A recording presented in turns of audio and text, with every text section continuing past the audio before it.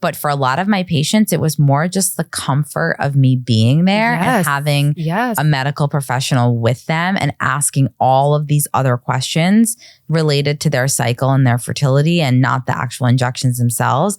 And so as I was going to these patients and having more and more patients, I realized, oh my God, I'm spending so much time providing education and supplementary education. Why aren't we answering these questions in the clinic?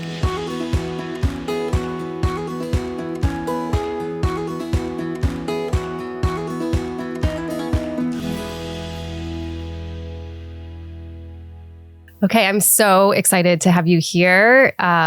We have had doctors on before, but never a fertility nurse. So I think nurses are such important people and valuable people in this process. I think they are people that make this more personalized than doctors can. Well, first, let me introduce you. But I'm just so excited to have you here and start having these conversations. But Leyla, thank you so much for being here. You are not only a fertility nurse for over 10 years, you are a fertility patient. Yes. And you are the co-founder and chief clinical officer of a very new product and platform that just launched this month, Dandi. Yes, Dandi Fertility. It's products and virtual care services. Which is, I want to save that for the end, but it is filling such a gap.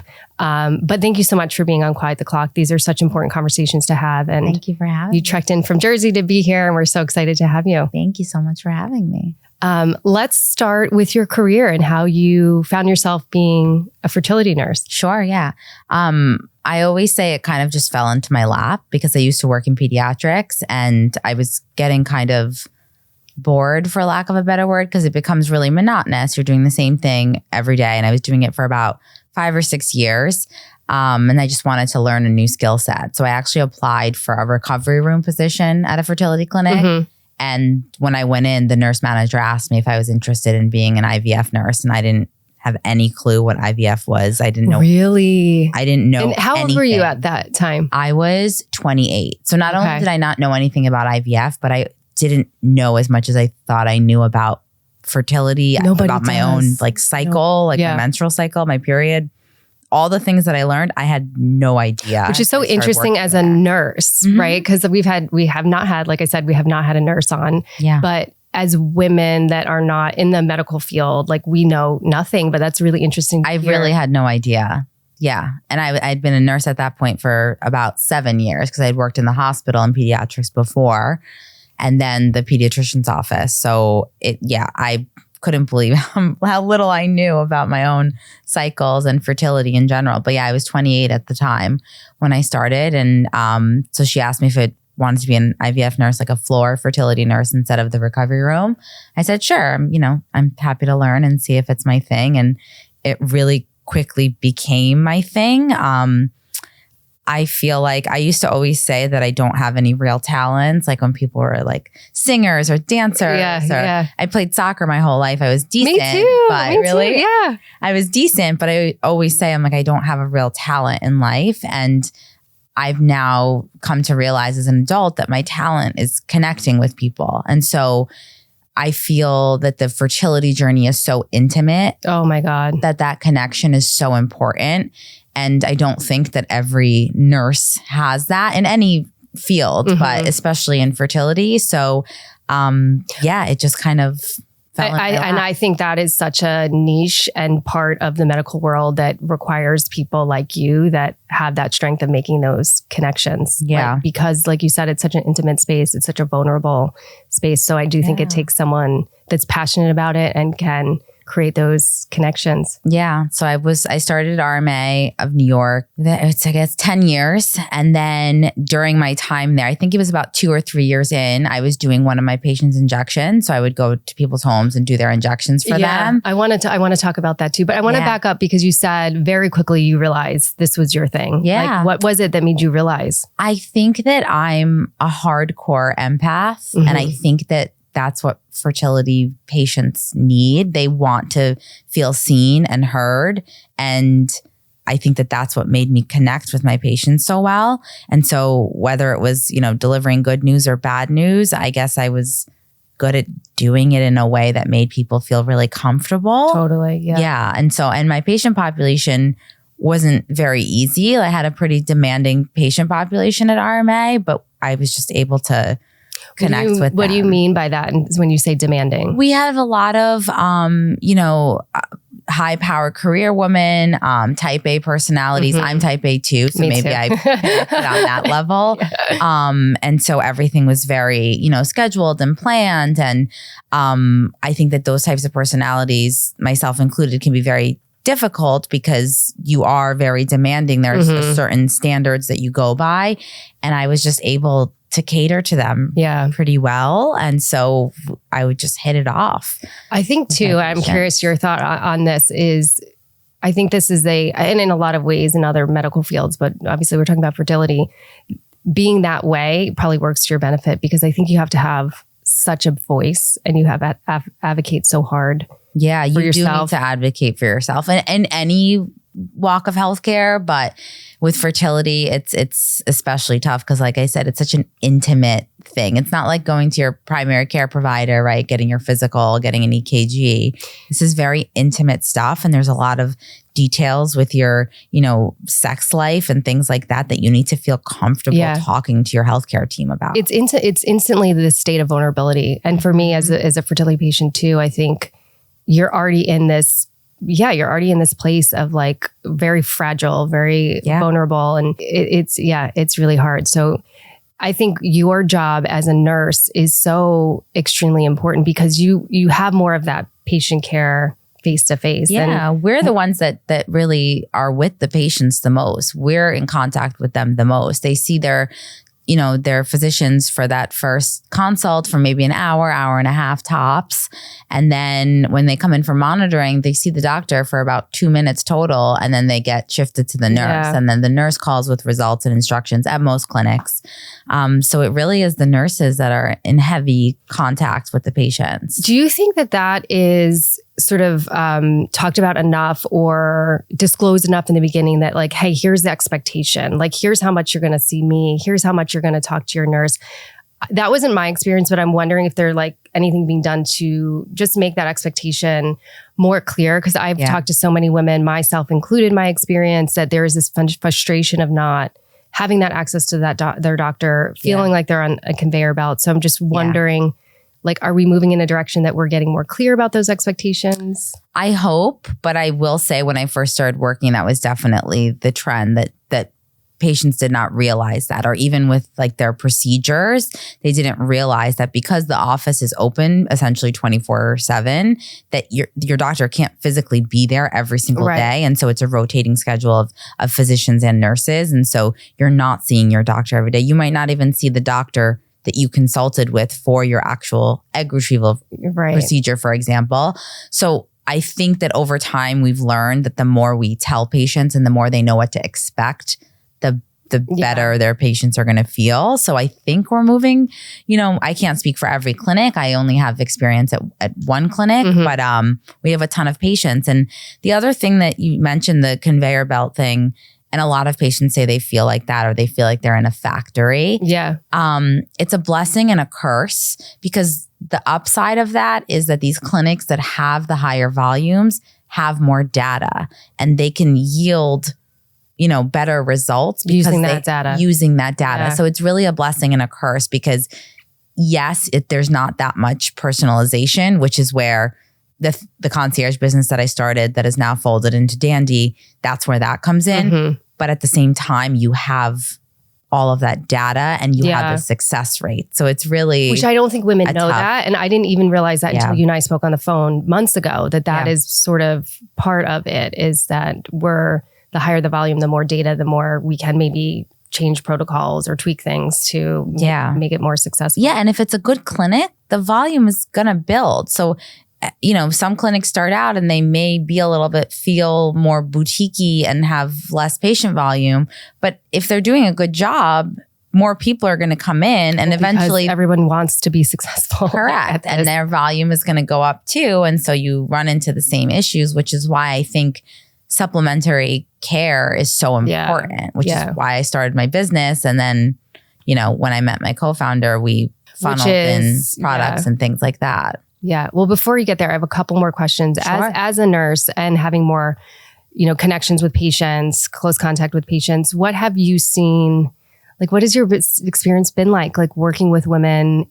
And I'm curious, like the difference between women egg freezing versus women going through IVF. Like, is there a different emotional experience? Yeah. I think every subset of patients has their own unique anxieties and things that need to be catered to. I think my egg freezing patients often feel like they're a little bit neglected because they're not actively trying to conceive. And so they may feel like they're not the priority, or they may be sensitive to, I remember, in the beginning, when they're training you, things to say and things not to say to every subset of patients. And they're very sensitive to if they don't have a partner, for example. Yes. So if they're egg freezing without a partner, they're very sensitive to that. So I think that they all have their unique things that you need to cater to and be really cognizant of and be really sensitive toward. And so, I do think my egg freezing patients, a lot of our primary infertility, meaning they don't have any children yet, and secondary infertility, they're trying after they have one or more children. I feel like those patient populations are very different too. And there's a lot of feelings with each other that you need to kind of separate as well. I know. So every subset of my patients definitely has their own things to cater to. And certainly a sensitivity for the women going through egg freezing single. And there's been a lot of talk about, can there be a process that is more catered to them, like paperwork that's just for them, or a space in the clinic that could just be for them, because it's been triggering for women to go in and see people with their partners. And a lot of women that have been on here, and even my own experience, is because they haven't, I froze in my relationship, but are single and in their later 30s and feeling the pressure of the clock and the timeline. And so to see women in there with a partner trying for a baby is triggering. Yeah, absolutely. It's just like it's triggering if we have our patients with secondary infertility that bring their children into the office. And most clinics have very strict policies, but every once in a while that, people aren't abiding by the policies, and that's very triggering for someone who's going through primary infertility. So I was going to ask you this later when we spoke more about Dandi, but because we're talking about sort of these different subsets and what's triggering, is you guys have created an amazing community with Dandi on a WhatsApp platform. And how is it navigating that? Because, for me, I'm in that group and I'm reading those messages, but some of it is hard because I'm not in the same place of other women. And have you found it challenging to just cultivate a community there when there can be triggering things? Yes, and our plan is to separate now into. I've seen you guys start to different groups for very specific subsets, and repeat loss, or if you haven't even done a transfer yet, or this is your first egg freezing cycle, this is your third egg retrieval. So we're trying to make more very specific groups for people so that it does feel less triggering. And then I'm supposed to just navigate the medical side of it, right? So often I let it be more peer-to-peer if it's not on a medical. I see you hopping in there and answering if medical there's something questions that I see that's very medically inaccurate, or kind of spiraling down, I did this, so you should try this kind of thing. I like to step in and kind of. There's a lot of that. Yeah, and that's really what ends up happening on the Facebook forums and the Reddit forums. And that's why we created this community. We actually have medically credible nurses on there to moderate it. Which is so amazing because, and I'll speak for myself, the Google holes you can go down because you can't have access to a doctor or someone else and you want questions answered right away. So have that access is amazing. Yep. And so having someone that's actually a medical professional moderating it is much better than you just go on, you read. And it's just so confusing sometimes. And there's so much conflicting information. Oh my God. One thing will say something and something is saying something. And then you're going crazy over it. Yeah. So that's what we're trying to correct. Yeah. Yeah. I think that's amazing. Yeah. And we'll get to learn more about Dandi, but I want to stay with you as a nurse, and just as a nurse, 10 years, are you still surprised by, we're talking about sort of this lack of information or what women know about their bodies, and even what you knew at 28, just going into this field. Does it still surprise you or do you still see a lot of women not knowing about our bodies? And absolutely. Absolutely. I was lucky that I started when I was 28, and that's kind of when they say your egg quality can start to decline. And so I was going into that world, and I always thought, I'm just going to wait to have kids. Like everyone's doing it at like 40 now. Where were you in your life at 28? Were you I had just gotten married. I have been with my husband since high school. So we kind of just waited to do everything. So we waited a really long time to get engaged. We waited a really long time to get married. And then we thought that we were going to wait to have kids if we were even going to have kids. Okay. And then I started working in fertility, and I was like, okay, I gotta think about this. So it changed your perspective on 1,000%. Your own timeline. Yeah. That's why I think education, the younger, the better, because there's a lot of females who think that, oh, this doesn't really apply to me right now. Like I'm not worried about this 100%. right now. But then you get to when you think it's okay to start thinking about it, and sometimes it can be too late. So I think education is so important, because like I said, I didn't even know how my own period worked until I started working there at 28 years old. But no one's telling us to worry about it. No one's telling us at our like annual checkups to like start thinking about these. No one told me like at 34, 35, like I can't even remember how we learned about egg freezing. Like no one is talking about these things. And I think it's also, I've had some guests, I have had some guests in their early 30s that came on to talk specifically about like navigating dating in New York City. And they were saying it was brought up to them by their gynecologist, but she's like, I don't want to be in that conversation yet. So it's sort of like navigating this line of like planting the seeds, but allowing them to kind of come to the decision themselves. Yeah. And that's why I think it's more educate them, give them the tools, and then they can make their own decisions instead of being like pushy about it. But the education, I think, should definitely be there, because at 28, I knew nothing. At least at 28, right? I've known some women, it's like 34, 35. Yeah. I think I just got lucky that's when I started working in the fertility space. I had seen somewhere the average age that someone finds himself in a fertility clinic is like 36 points. Yeah. Yeah. My average patient, when I first started, my average patient was between the ages of probably 36, 37 and like 42. That was the range of patients that I had. Yeah. Now it's gotten a little bit younger and younger. If you've been seeing that, like now that there are more conversations like these and more information out there. If it's yes. I think that's kind of gotten a little bit younger, especially for my egg freezers, which is a great thing. But when I first started, it was about 36, 37 through like 42, 43. What do you think is being done? You know, again, more conversations being had. I think social media is really helpful. Yeah. Like there's so many women out there sharing their stories, which is wonderful. You have your community. Is there anything else being done to sort of close this gap on lack of knowledge? I think the clinics are starting to do more free seminars on fertility and egg freezing, so that patients can come without booking a consult and feeling like they're tied to the clinic and they're tied to treatment or the cost. Yeah. So they come to a free seminar just to learn about the process. And I think that's very, very helpful. Yeah, because the cost can be the biggest hindrance. So totally. Yeah. I was having a conversation earlier too about the fear of the knowledge as well. Cause I've had so many women as working as a therapist that they're around that age. And I'm kind of walking that line of like, should we start talking about this? Should you start thinking about it? But there is this fear around knowing what their fertility may or may not be. Yeah. Cause then they have to make choices and that's how they're not easy choices to make. No. Yeah. Have you had a lot of patients that come in and are surprised to find out like where their fertility is at? Oh yeah. Yeah. I've had like the really sad cases where it's like a 28, 30-year-old and they just happen to have diminished ovarian reserve and or premature ovarian failure and no genetic history, no family history. And it's just like a complete blow. I've had those really sad cases. And then I've had people that come in that think that, it's really very easy to freeze your eggs at 42, 43. And there's cases like that as well. And then I've even had patients that are closer to 50 that come in to evaluate their fertility. And when we tell them that they're in perimenopause or something like that, they can't even believe that because they might be so fit. And you think you're so healthy. Correct. You might feel very young. And I always say this to my patients because I know age is a very sensitive thing in the fertility space.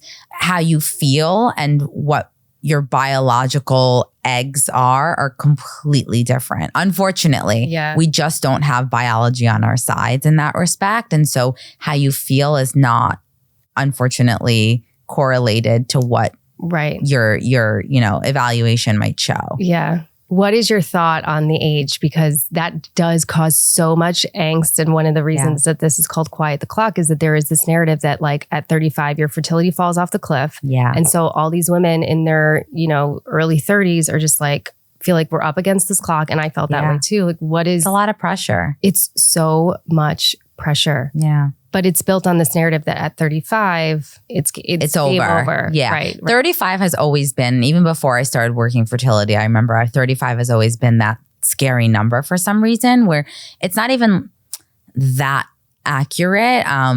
But 35 is kind of that number where the statistics start to flip in terms of the chromosomal stuff. So like your egg quality starts to decline at 35 is what has always been that number that everyone comes to. And I think that everyone's medical history and biological makeup is so different. Sure, I have patients that come in and, we have our unicorn 45-year-olds that make a normal embryo or two and go on to have a successful pregnancy. Is that happening on a regular basis? No, that's why we call them like our unicorn patients. Right. So whenever someone asks me about egg freezing, even my own friends, if they're even thinking about preserving their fertility or embryos, I have a lot of friends who law school, medical school, and they're with their partners, or they might even, have already made plans, their family plans with their partners, but they're not ready yet, or they're in school and they're not in a place where they can have children yet. And so any sort of fertility preservation that anyone asks me about, I always say the younger, the better. And I don't mean that to scare people or put pressure on people. It's just a biological, fact that we're catering to. It's science. And so I think that the younger you are, if you have the means to do it, absolutely do it. Yeah. There's no downside, but there are pros and cons. And I think that when you go to a fertility clinic to preserve your fertility, nobody is telling you the actual process of when the time comes to actually use what you froze, whether it's sperm or eggs or embryos. No one's telling you what actually goes into that piece of it. Well, I know. And I was sharing off camera that we're trying to get Dr. Brauerbach on here to talk about all those parts, because when I went back to use my eggs, there was so much that I didn't know. So I think, it's such a huge step to make the decision to freeze your eggs. It's such a huge process to do it emotionally, physically, financially, that I think for women that go through that and aren't doing it, that are doing to preserve, they're like, okay, it's done. Yeah. Now I don't have to think about it. Like the eggs are in the bank, it's my insurance, and we're not really thinking about. Yeah. And that's not how it works at all. And again, when I tell my friends to preserve their fertility, I always tell them, by the way, if and when you go to use your eggs or embryos or whatever, this is the breakdown of what happens. And this is, statistically, if you have X amount of eggs, let's say you froze eggs, this is the statistics for if your family plan is 2 children, you need to have X amount of eggs frozen to maybe be able to do that. Yeah. And it's a lot higher than people think. A lot higher. Yeah. Why do you think those conversations aren't being had? I still think that there's just a lot of don't ask, don't tell. And I think if you don't know the right questions to ask and you're not asking, the doctors aren't even thinking to tell the patients, by the way, when you come to use your 20 frozen eggs, this is the process.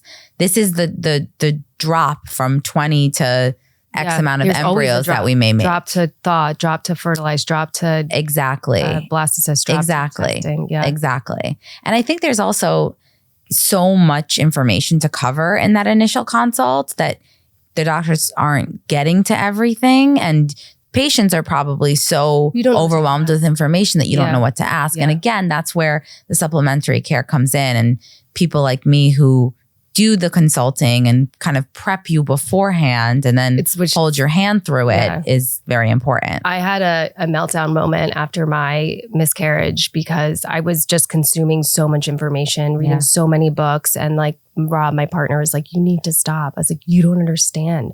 I need to know. So I have the questions. Yeah. It's like, I didn't have the questions. Like I didn't know what to ask. Mm-hmm. So I think what you've created is amazing, because there's so much, and we'll talk about this too, because you're also a fertility patient yourself. Yeah. There's so much else going on that to have to do all of that other stuff and figure out all this other information is so daunting. But I had that moment where it's like, I have to be armed with the knowledge because I have to be able to have the questions. Like if you don't have the questions and it's sort of this don't ask, don't tell space, like you're saying, you're going to have all these unanswered questions. Yeah. Yeah. And then you don't feel comfortable going into the process. No. Yeah. Was that one of your, so I'm curious the motivation. Well, it's clear as you were talking what the motivation, there's this huge gap to start Dandi, but first your concierge business, but did you see those gaps? Did you have frustrations, kind of what was going on? And so at first I was very like naive to it. I didn't know anything about it. But then when I started doing at-home injections for patients and answering so many questions that had nothing to do with the actual injection. So for some people, yes, the needles are very frightening. They have a phobia. They want someone to, they can't even look at them. They can't mix them, prepare them, nothing. But for a lot of my patients, it was more just the comfort of me being there and having a medical professional with them and asking all of these other questions related to their cycle and their fertility and not the actual injections themselves. And so as I was going to these patients and having more and more patients, I realized, oh my God, I'm spending so much time providing education and supplementary education. Why aren't we answering these questions in the clinic? And the answer to that, because I do think that I was a very good nurse in clinic and the clinic that I worked at was very, very good. It's just that because of the high volume of patients, we didn't have the time. I don't have more than 5 minutes to relay your results and instructions because I have to move on to the next patient. Was that hard for you? Because did you want to spend more than 5 minutes? Yes. Yes. A lot of times, especially patients that you become closer with, or if they've been there for a longer time, you want to spend that time reassuring them and connecting with them. And so I was doing all of that outside of office hours.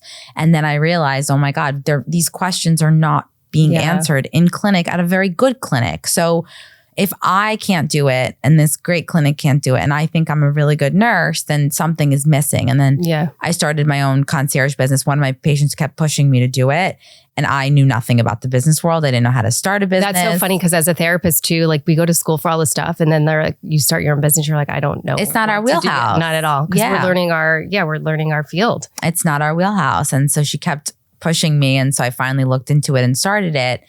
And I started having clients from all different clinics in the city and then eventually nationwide, doing a lot of virtual consults, a lot of virtual injection walkthroughs. And I have nurses that go out and do at-home injections for patients. But what we did with Dandi was fold all of these virtual care services into the products that my co-founder was working on.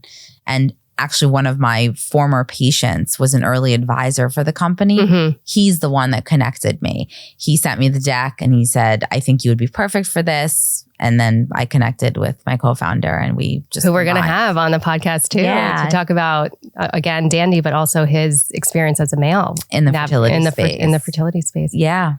Prior to Dandi, how did women find you in the concierge service, or how did women know? And I think I shared this with you on a call. I never knew that was an option to have an at-home nurse because, again, if you're egg freezing as a single person, you might not have somebody that can help you with that or have anyone there with you, let alone a medical professional. So how do women know that service even existed? Yeah. So at first it was just word of mouth. So I did 1 or 2 people and then it kind of just spread from referrals. And then I hired someone to do my social media because, again, not my house. And she did a fantastic job and that kind of built my clientele. And between the word of mouth and the social media, that's how I kind of started growing. And that was without any marketing or advertising. So because women are— and honestly, I would meet so many women. They're like, oh, I wish I knew you existed when I was going through my fertility treatment. And I think women don't know that it exists. And it's such a useful— huge. The consulting, the reassurance, knowing, the prep before you go in to see a fertility specialist. Or just knowing you have access to somebody if you need them and not feeling like isolated or like out on an island trying to navigate all of this. And all of the forums. Being like, well, how do I know that this person, random person on the internet is someone that I can trust? So trustworthy source. So let's talk more about Dandi because you guys just launched.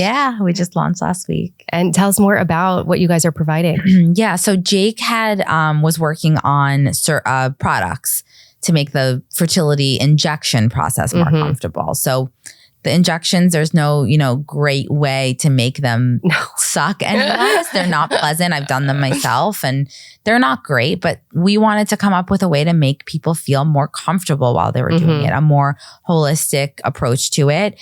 And also, women are piecemealing all the things. So sticking an ice pack in their leggings before injecting themselves, or having this ginormous heating pad that you have to be stuck into the wall for. I personally wasn't doing what I tell all my patients to do. We never do, even as a therapist. Yeah, because I was like, I don't have time to be plugged into the wall with this heating pad. So we've come up with products that are, hands-free. They're very beautiful. They're beautiful. They cater to fertility patients. They're not these things that you're piecemealing together that doesn't feel like, again, feeling like you're being seen and heard. Yeah. And so we wanted to create a fertility brand just for this subset of patients.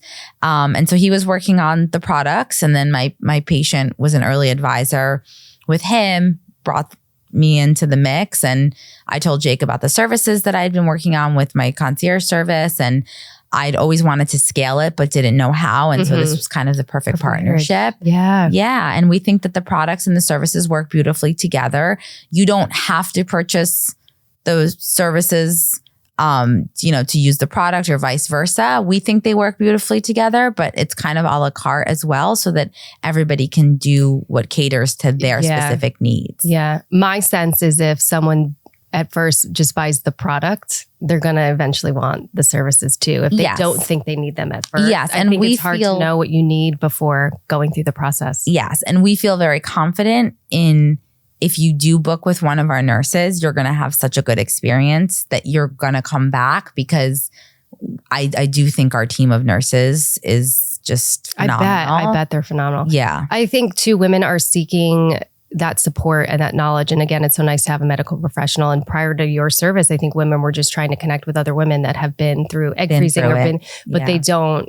I mean, they have the knowledge of their own experience and maybe what they've learned, but they don't have your background or whatever, any of the other nurses that are part of the platform. Correct. And it kind of becomes a little bit of, everyone thinks because they went through it, they're an expert. Right. And what works for me is not necessarily going to work for you. And that's one thing that I actually loved about, remember when I said that working in pediatrics had become a little bit monotonous? Yes.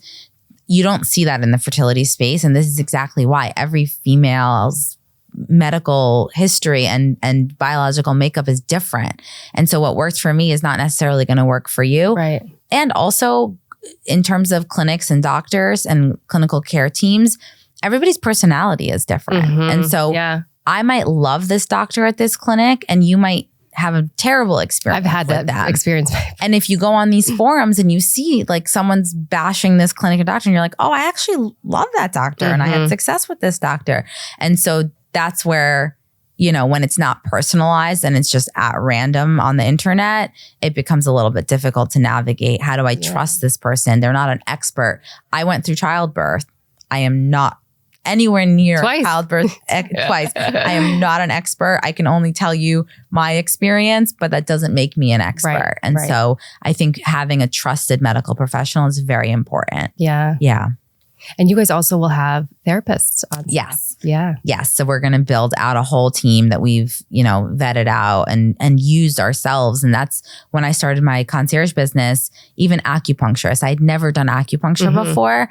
And people would come to me and say, hey, can you put me on the referral list as a provider? And I'm like, I can, but only after I've actually used you myself. And then I can vouch for you. And so I started doing acupuncture and kind of feeling out which providers were really good and putting those people on our list. And that's what we're going to do with Dandi. It's going to be very highly sourced. I think it has to be in this, again, in this space. It's so, again, vulnerable and intimate, and you need people that really are connected and passionate and really good at what they do. Yeah. Yeah, absolutely. You need to feel comfortable. 100%. Yeah. So not only have you started this amazing business, that you've been an incredible fertility nurse for over 10 years, you're a fertility patient yourself. So can you share a little bit about that? Yeah. And again, naively, I never thought that I would be on the other side of it. It took me a little over a year. It took us to get pregnant with my first daughter. And I had a pretty uneventful pregnancy. I had to do a CVS. I had like a false positive on one of my prenatal tests. I just learned what that is. I didn't know what that was. Well, let's share what that is for people listening. So a CVS is to kind of break it down to layman's terms, they stick a needle through, it's either vaginal or abdominal, depending on where your placenta lies. And they take out some of the placental fluid to test. Mm-hmm. So if you have a prenatal blood work done and they check the chromosomes, if there's anything that shows on there, then they recommend doing this test because it's more accurate. Okay. So I had a false positive test and I had to do a CVS. So that was a little scary. But in general, my pregnancy was pretty uncomplicated, thankfully. And then in between my first and second pregnancy, we froze embryos. I didn't know what our family plan was. I didn't know if we wanted more children, how many more children we wanted. So I took advantage of where I was working and I said, let's freeze embryos. Okay. I was wondering, because we were talking off camera about this, what made you freeze embryos? Okay, I just thought it was the smart, prudent thing to do. Yeah. And if you never use them, okay, fine. But I wanted to know that I had them. I didn't want to look back and say, oh, I should have. Right. And the younger I was, the better. So we froze embryos and then I got pregnant with my second daughter. And after that, we decided my husband was going to get a vasectomy. We thought we were done. And even if we changed our minds, we had the frozen embryos. So we were like, okay, cool. This plan makes sense. And the doctors were on board. We all thought that we were doing the right thing. My husband had a vasectomy. And then we changed our minds and wanted to grow our family. And so again, everyone thought it was like a sure thing. I was going to go in, do a transfer, put in a tested embryo. I've had 2 normal pregnancies and it was going to be fine. I wasn't that much older than I was. Had anyone said to you, hey, this is not a guarantee? No. No. And in my head, I never, again, naively, I had 2 pregnancies. Why wouldn't a tested embryo work? I think that's a misunderstanding too. And it was for me as well, is that if they're tested, it's going to work. I think people go into IVF thinking, okay, now I'm doing IVF. I'm paying all this money. I'm doing all this, I'm putting all this strain on myself. I'm doing these injections. Okay, now that I'm doing IVF, it's going to work. And IVF is not 100% guarantee. And again, that's a don't ask, don't tell thing. There are statistics. There's a 30% of the time, even with the most beautifully graded normal embryo, that it might not even take. It might not even result in a pregnancy. Right. And if it does implant, like in my case, over and over again, where I've been having repeat loss, there's no guarantee. And I think people go into IVF thinking, okay, well, now that I'm doing it, it's bound to work. Again, I would still recommend it hands down, especially for people that have repeat loss where they know that it's a chromosomal issue. So we know that you can get pregnant, but you're losing the pregnancy because of a chromosomal issue. It's not viable with life. Right. Of course, for those people, yes, we predict that you're going to fall into that category where once we put in a tested embryo, you're going to be okay. So not to make it all, like doom and gloom. Right, right. But for me, it was very much a naive, but the doctors too, they thought it was a sure thing. And so I did my first transfer. It worked on the first try. And then I went in, I was going to do a CVS and they usually do it between 10 and 13 weeks. So I went in at 12 weeks to do a CVS just because I was so nervous about what had happened before I had done a CVS with my second pregnancy because of that as well. And I went in at 12 weeks and there was no heartbeat. And again, the things that I naively as a nurse, like when the ultrasound tech was scanning and then she said, I'm going to go get the doctor. And I didn't even, like my husband and I were still just like chatting like nothing at that moment. I didn't. And now looking back on it, I'm like, how did I not know when she was scanning me over and over and then had to go get the doctor? I wasn't even paying attention but because I thought everything was going smoothly. For you though, is there this like, not a disconnect, but like in that moment, I'm not a fertility nurse. I'm a woman trying to have a third baby. Not yet. It hadn't hit me yet. I still felt like I knew everything and I knew that everything was going smoothly. And then when the doctor came in and said, I'm sorry. I'm going to chills. I'm going to cry. And then she said, I'm sorry. And then I just lost it. And I never thought, knowing everything that I know, that I would even handle it like that. I already have two healthy kids at home. How could you know? How could you know? I never thought the way that I handled it, the way that I reacted, I never thought I would react, given that I already had 2 children. But it's something that you can't explain to people what it feels like. Yeah, you're making me like go right back to my moment like that. And but it's made me a better nurse, I think. I would have to, and that was one of my questions for you is how has it changed your work and how you work? I always thought I was very empathetic, but it has 1,000% made me a better nurse. You don't understand it until you've been through it. And so now when I have a patient who has a loss, whether, and people say to you, oh yeah, like I had a miscarriage too, but it was really early. And I'm like, don't do that to yourself. Just because mine was at, the first time was at 11 weeks, the second time was 10, the third time was just shy of 16 weeks. But a loss is a loss. Because and once you get pregnant, you're already or even before, I think, and share with me if you feel it, like once you know you want another, you're already attaching to the idea of that baby and the image of your family now. And so you're grieving so much. It's grief. Yeah. And grief is grief. It doesn't matter how early it was, how late it was. Grief is grief. And so now when I have a patient who has a loss, I find that I handle it completely differently because as empathetic as I thought I was and as nice as I thought it was, I was still jaded by it. And I was like, okay, well, I see this all the time. So, we're going to regroup and we're going to get you through this and we're going to try again. And now having been through it so many times, I'm like, I can't believe that I ever spoke to a patient like that. And if I could go back, I would absolutely do it differently. But now I do it differently. Yeah. You had such a beautiful post where you share your story, and I love how you wrote that. And like you said, this oscillation between grief and gratitude, which I thought was so beautiful because it's so true to that process. And I couldn't agree with you more. Unless you've been through it, you can't really relate to it. And when it was happening for me, you try to find grasp to something, and I'm like, okay, I can help more women now, or like anyone I have on my podcast, I can relate to what they have been going through, but I still have this tremendous amount of grief.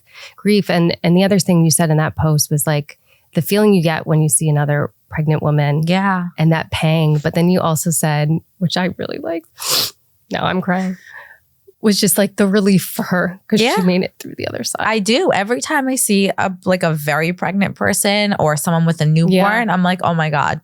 Like, because thank God. The other side now. It's not, I think, because I said it's not about getting pregnant anymore. It's about staying pregnant, and it's about bringing this baby here. Because the other side, I think the other side is they're here. Yeah. It's a relief. Yeah. And I feel very lucky, of course, that I got to experience it all, and that I've been through that process before, and that I have 2 healthy kids. And I don't look at other people who, are pregnant or have a newborn and think any negative way about it. I feel sadness for myself and for my family that we wanted to grow, but I don't feel like bitter or I'm just like, oh my God, I'm so happy for you that like you've made it this far, that you have the baby, like you got through all of that rough stuff. So it definitely changes your perspective on it all. There's no way and I think it's important to normalize that you can feel all of those. All of the things. I think the first time it happened to me, I still felt like I couldn't and I didn't have the space. Oh, it's secondary infertility. I already have 2 healthy kids. Like, do I really have the right to be feeling these things? And so the first time it happened, I was kind of like, okay, like, let's go. I'm just going to try it again. It was just bad luck.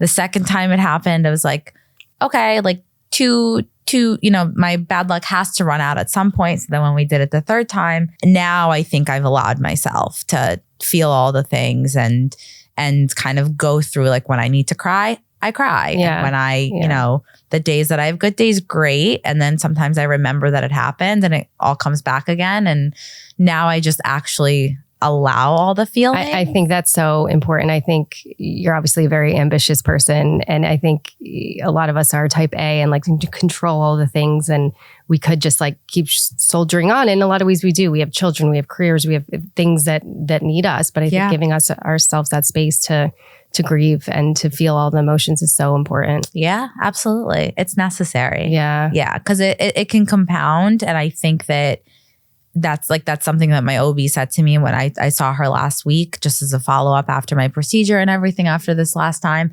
And that's something that she said to me, and she was so right. And I didn't want to realize that, but it compounds over time. So whether it's your first loss, whether you haven't been able to get pregnant yet and you're starting your fertility treatment, no matter where you are in the journey, if you don't honor all of that while you're going through it, it really does just pile on top of each other. And it's so necessary to go through all the feelings. Any subset you're in. I think I'm thinking about the women egg freezing too, like feeling all like, some women feel empowered and great. Others feel sad and frustrated and angry, and like just feeling all the feelings as you're going through this is so important wherever you're at. Yes, in absolutely. The journey. Absolutely. That's the healthiest way to do it. Yeah. Yeah. Well, thank you for all that you have done in the space. Thank you for all that you are doing. You guys are creating such an amazing, amazing thing with Dandi for women. I can't wait to watch it just soar, because it will. You guys are filling such a huge, huge gap. Before we wrap up, I want to ask you anything that you would share with the audience. I mean, the question we want to ask is, what is your quiet the clock moment? Because we are so kind of in tune to the biological clock, the societal timeline, and there are a lot of things we can't control. And we have a lot of things happen in our life that we didn't see as the vision or the timeline. Yeah. So if you could think of one now, like your quiet the clock moment, that to sort of let go of our own timelines or timelines we thought the way things would go. Yeah. I think letting go of that perfect ending that you have in your head we don't have control. And so letting go of that perfect ending, there's not always a perfect ending. Yeah. And it doesn't have to be perfect to still be really good. But I think letting go of that perfect ending that you imagined for yourself is super important. I love that. I think we hold on too much to this idea. Yeah. And it could still be really good without being perfect without it being the way that you imagined it to be. It can still be very good. Yeah. Well, Leyla, thank you so much for being here. Thank you so much for everything you're doing. I'm wishing you and Dandi all of the success. Thank you. Thank you so much for having me.